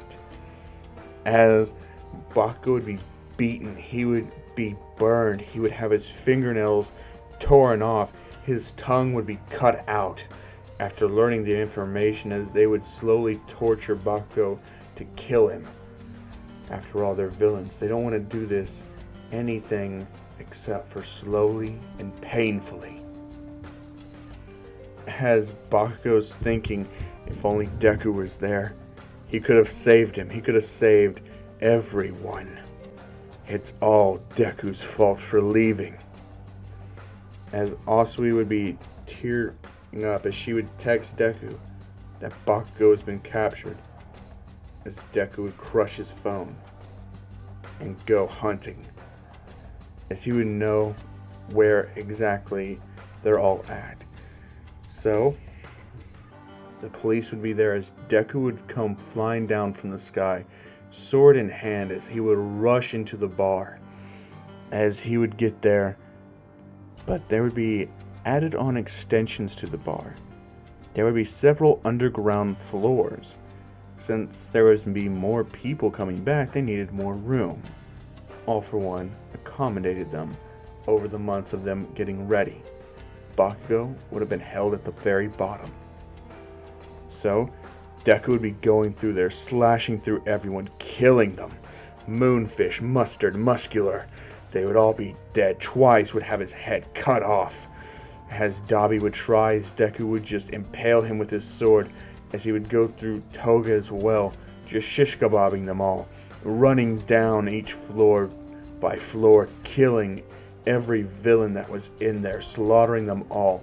Spinner would try, as Deku would cut straight through his fucking makeshift sword, as he would cut into Spinner, cutting him in half. As for Magma, he would cut her head off and her arms in one fell swoop, as he would get there to where All For One is, as he would then impale All For One, cutting down into his leg at an angle. All For One would be screaming out as Deku would keep impaling him and cutting off more, limb by limb, till he got him to a limbless husk, stabbing into his head and impaling him through the wall with his sword. As he would pull it out, cut the chains that were binding Bakugo, holding him up and getting him back to UA, as that's where it would be the most safest place for him. As he would get back to UA, Bakugo would still have his Bailet on him, as Deku would make sure he gave that back to Bakugo. As Bakugo would be trying to speak, but he couldn't. Without his tongue, he can't talk. As he would get up there, as Deku would lie him down on a bed. But Bakugo would try to run away, but he couldn't. His tendons were all cut. He would barely be able to move. As he would grasp his Bailet, as he would mutter the phrase as best he can, "I'll sacrifice you all of UA." As that's when something starts to happen. The eclipse happens. As everything starts to change. As everything is becoming demonic. Demons are spreading all the way out. As basically they don't know what's going on. Every teacher at UA, every gate is closed off as it's turned into a hell. As ultimately Bakugo is at the top of the throne. As Deku's looking out, looking for everyone. As he's looking, he hears the pro hero Hound Dog. As he looks down there, seeing him trying his best to fight off what looks to be demons, he's overwhelmed as they tear him limb from limb, killing him and cutting out his guts, spilling it all over. Power Loader fares no better as they tear off his machinery, impale him with it, killing him. Nezu's trying his best to run away and think of a way out of here, but he can't. There's no hope for him as he's devoured, eaten in half by a demon, and another part of his body is eaten by another. So Nezu would die. Nejire would have her hair get pulled back by demons as they would tear off her clothes, as they would start to violate her, tearing into her flesh, clawing into her, ripping her flesh from her bones as she would scream out in pain, agony. She couldn't even begin to fathom, as ultimately they would crush her head into paste. Tamaki would be running away, trying his best to fight, but they would attack him more and more, impaling him with their swords, their weaponry, as he would fall. Mirio would be trying everything that he could to get out, to get away, but it's not working. His quirk, it's not doing the things that it should, and that leads to him being surrounded and devoured by demons. Shinzo would be trying to mind control the demons the best he could, but it's not working as they take his head and rip it from his body and use his spine to stab into the rest of his body like a shish kebab as they eat him off his spine. Reiko would be just trying to find anywhere that was safe. She would be surrounded. She would just start to cry as Monoma and Setsuna would be right there with her, as they would be trying everything they could. Their quirks aren't doing the damage that they expect, as they're just slaughtered relentlessly and eaten as well. Tetsu and his metal would be roasted alive by the demon's fire. As he would get too hot, he would start to melt his body down, as the demons would continually pour more and more fire on him, as he would ultimately melt into a puddle, dying. Yui would try to alter things, shapes, and sizes, but she would realize that she's quickly being overrun faster than she can actually move, as Shihai gets overwhelmed as well. Togaru just butchered Asui, which, not Asui, but Asawai, different pronunciation, but kind of similar. Oh well. He would be just torn asunder. The demons would use his bones as toothpicks. As Vlad would be fighting the hardest, his arm would be ripped off, his leg.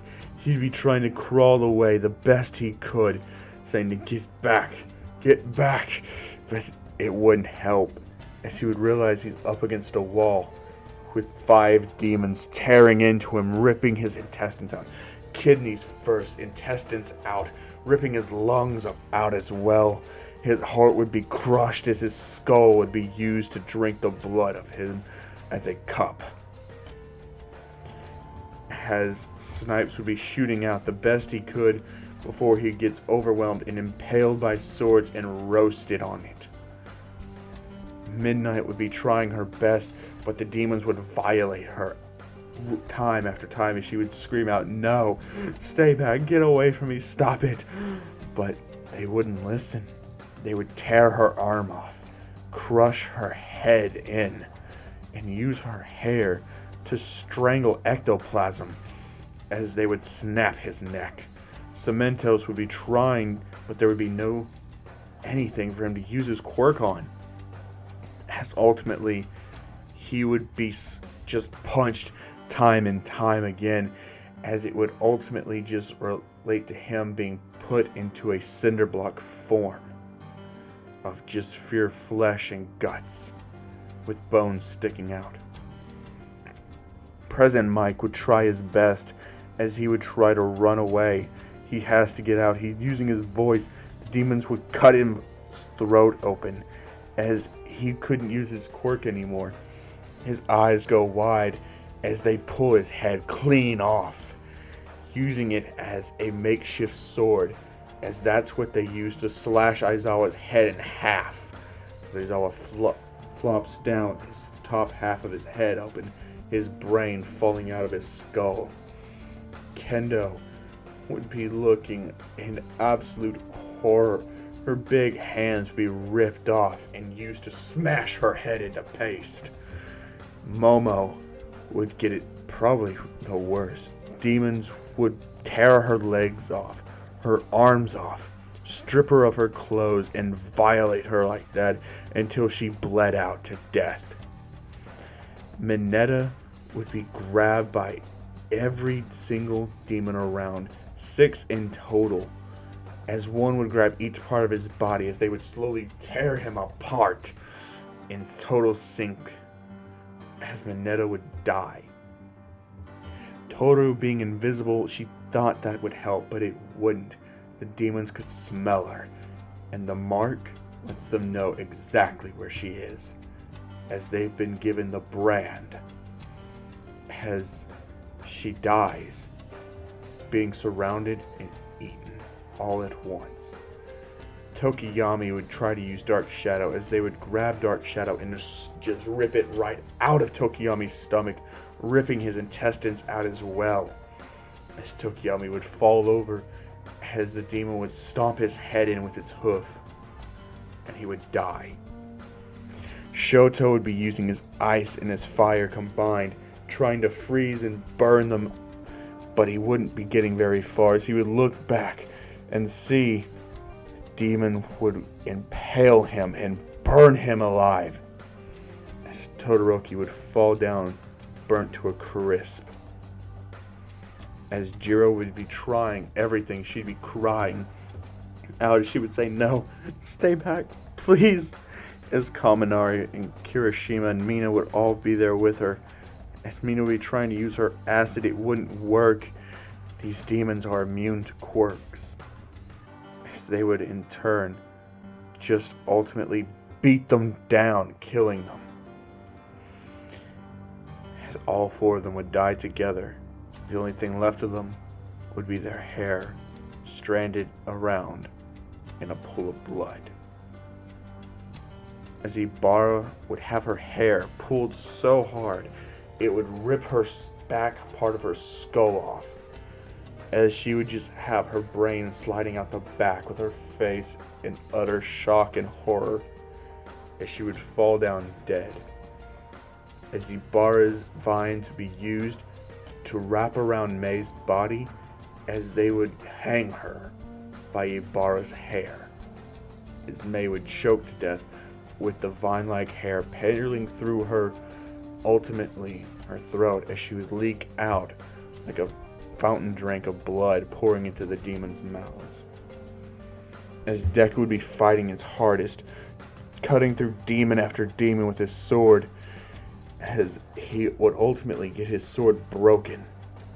It would be snapped, as a demon would catch him by surprise, chomping down on his arm. As Deku would pick up the broken piece of his sword, trying to stab it into the demon to let go of his arm. But that's when he would see Bakugo be completely reborn as Femto Bakugo. As he would say no.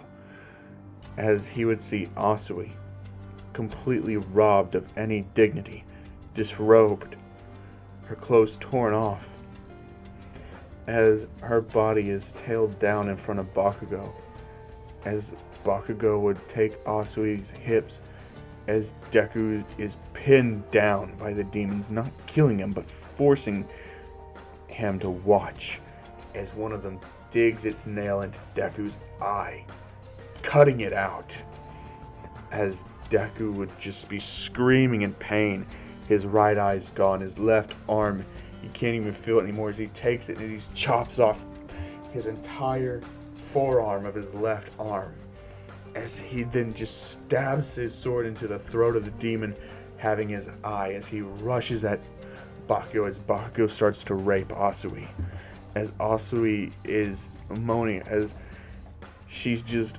overfilled with pleasure but also regret, as she's just telling Deku not to look. As Deku's fighting for his life, he's slowly bleeding out, as Asui's mind begins to crumble away, her sanity's gone, as that's when a mysterious figure breaks through the ceiling, as Deku looks, as he grabs him, as he also grabs Asui and escapes, as Bakugo just looks up and says, "Let them go for now. They'll never be free for as long as they live." As Deku would awaken, the bleeding would have been stopped. He looks and sees a man with a skull for a face and a full suit of armor. As he would say, he's been called the Skull Knight. And he's sorry he wasn't able to get to him before this happened. As Deku would just say, "Bakugo! I'm gonna kill him!" As the man would say, "You have a long ways to go before you could kill that man. And this woman, she's in no shape to fight. She can barely even speak her own name.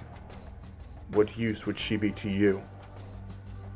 As Deku would comb Asui's hair back, as she would look at him and freak out and get away and just back away. As Deku's like, Asui, it's me. It's Izuku. Asui. But Asui would have the mind of a child. Regression, a self-defense mechanism to try and hold on to what little sanity she had left. As Deku's breaking down, as the Skull Knight tells him that demons will come out at night for him until the brand of sacrifice is removed or he is dead. As Deku says, then how do I remove it? As he says, there is no way to remove it. I'm sorry. As Deku's just like, you're kidding me, right? After all this, there's no way to remove this damn mark. As the Skull Knight would say, you're cursed for life. But I shall send you somewhere where you can get repaired, and where she will have at least some safe shelter. As Skull Knight takes and sends them to Eye Island, where Deku is fitted with a new robotic prosthetic, as he's also given a robotic eye to replace the one that he lost. But at Deku's arm is black steel, titanium alloy, as he would ultimately have the cannon also in his arm, but he wouldn't have to completely drop his hand down for it to work. He would have a laser inside of that instead, and he would still have the crossbow feature as well, but instead it would shoot bullets from the top part of his wrist. So with that, Deku gets a new sword forged for himself and some better armor. But the Skull Knight tells him he has one final gift for him, as he would hand him the Berserker armor. He says he knew a man once who wore this armor and was a force to be reckoned with. But beware, this armor will rob you of your humanity. It inserts itself into your body, knitting your bones together and drains you of your blood. This isn't something that will cure you, but it will let you fight until the last drop of blood is shed out of your body. As Deku says, that's all he needs. As he would don the Berserker armor, and he would have his new greatsword forged, his new arm, he would feel almost invincible. For the next few years, while Deku got used to the Berserker armor, trying to fight its dark influence over him, as he would fight them in the mountains, he would have killed several members that would try to come after him, like Nine, Chimera, Mummy, Slice. He would have killed them all. And with Deku solely focused on Bakugo, Eri would not be saved. As Bakugo would have rained down terror and destruction, the demons would have flooded the streets of Japan, killing everybody that they found that wasn't submitting to Bakugo's rule. Meaning that Bakugo, when he becomes Femto, is a lot stronger because now he can use the quirk to its full capacity without any drawbacks. There is no setback to his quirk whatsoever anymore.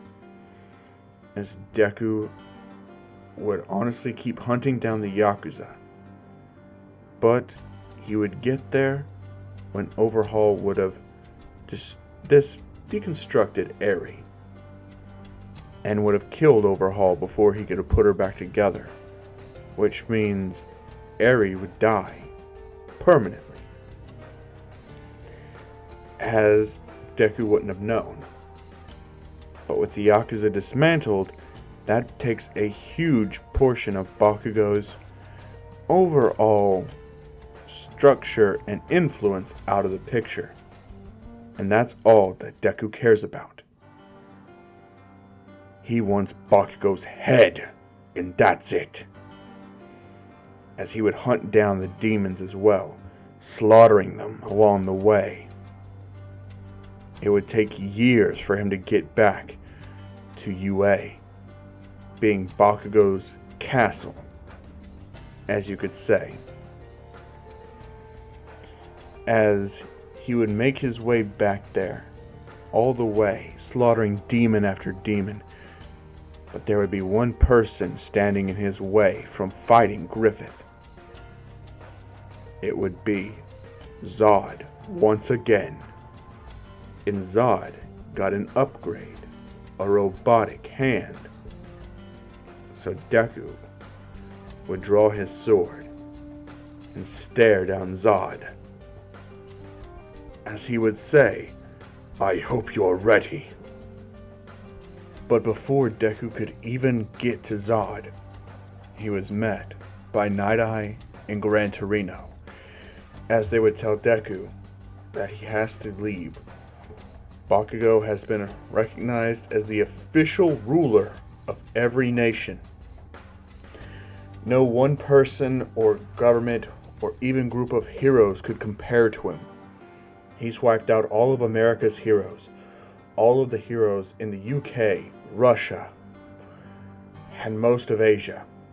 Japan has the most number of heroes in the world right now. Bakugo, if you touch him, you will be declared an international criminal. So please, just drop this. We know how badly you want revenge, but you can't do this. As Deku keeps his sword out as he prepares for battle. As he says, "I don't give a damn. I'm going to kill him, here and now." As that's when they say, "Have you even been back to see Asui?" As Deku says, "I left her on Island." And they said, "Yeah, but you've been gone for a year. She can talk now. She's back to where she used to be. But even she doesn't want to fight anymore." And Deku just says, "It's not just about her, damn it. It's about all those people that he killed, that he sacrificed, that hell. I'm going to kill him for that." As Gran Torino, Zod, Night Eye face down Deku. As Gran Torino says, "I won't fight you." And Deku says, "I'll kill anyone who gets in my way." As Zod rushes at Deku and Deku rushes at Zod, the two clash. Deku's sword clashing with Zod's robotic hand. As the two keep fighting and fighting, Deku activates his berserker suit, the armor. As he gets more and more vicious, the darkness starts creeping into his head, and a sadistic side of him comes out as he slashes into Zod, cutting him shoulder to hip right in half. As he rushes forward, grabbing Gran Torino by his, scarf, dragging him down and impaling him with this great sword, killing him as Night Eye rushes, trying to use Future Sight as much as possible, as Deku cuts into Night Eye's legs, cutting them off, dropping him to his knees, as he takes the sword and stabs it through his chest, as he pulls it out, leaving Night Eye in a puddle of blood. But as he goes through, there's more pro heroes he has to fight. Endeavor, Ryuk, all of them. He's butchering them. Best Genius, Hawks. He's just going berserk. All of them dead dropping like flies as he gets to where Bakugo is. As Deku looks at Bakugo as he says, "Bakugo!" As pretty much Bakugo says, "Ah, you've come back to me at last." As Bakugo goes down to Deku and says, "Look at you. There, all by yourself. You have no one to help you anymore. Perhaps if you would have never have left, this would never have happened. Maybe I wouldn't have been captured. Maybe all those people didn't have to die. Are you so self-righteous to think that you, of all people, were actually not responsible in any way? If you did, you are sorely mistaken. You are directly responsible for all of this. But don't worry. No, you can make up for it by serving me again. I'll say this one last time. Live for me, fight for me, and die for me, my friend." As Deku says, "Your friend?" As Bakugo says, "I admit it. You are my one and only friend." As Deku just looks at him and says, "No, I'm going to kill you!" As he charges up, using the Berserker armor, using one for all, 100%. As he goes, as he slashes through to Bakugo, as Bakugo hits him with an explosion, the fight is on. Bakugo kicks Deku out of the building, sending him skyrocketing down to the ground, as Deku uses the sword to brace his fall and break the damage that he took by over half. As he charges and sees that Bakugo's coming right towards him, explosions at hand, hitting Deku right in the armor as it blows off the arm. As Deku punches Bakugo and then unloads a laser right from his left arm, blasting Bakugo back into the air. As Bakugo gets back up, as he uses Hauser Impact, almost nearly destroying the Berserker armor off of Deku, as Deku slashes, cutting off Bakugo's right arm. As Bakugo takes a step back, as he looks at Deku, as Deku looks at him, the two stare each other down, as Deku lunges at him, sword in hand, as Bakugo charges right at Deku. The two exchange blows, Deku cutting into Bakugo, Bakugo exploding and burning away at Deku's body. The two of them are covered in blood, dripping, as the Berserker armor, what's left of it anyways, is holding on to Deku's body, keeping him in the fight, keeping him able to swing his sword with his right arm. As it hits Bakugo more and more, the cuts are starting to add up. Bakugo starts to faint a little bit as Deku charges in, but Bakugo is waiting for that. He blows off Deku's entire left arm as Deku screams out in pain as he impales Bakugo slightly with his sword as Bakugo tears away from it, as then he takes Deku's leg and blows off part of his leg. From his knee down, it's gone on his right hand leg. And Deku's just screaming in pain, but he's not giving up. As he cuts Bakugo's leg off as well, the two of them are down there, hurting, bleeding out. Deku can't see anything anymore. All he has is his hearing. His eyesight's gone. His body's going cold. He knows death is close.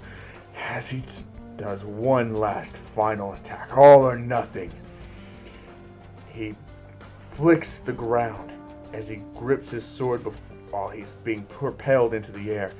As he does a skydive down, hearing Bakugo's explosion, as he slams the sword straight through Bakugo's chest, as Bakugo lets off one final explosion, blowing off all of the Berserker armor and permanently blowing Deku's face clean off of his body.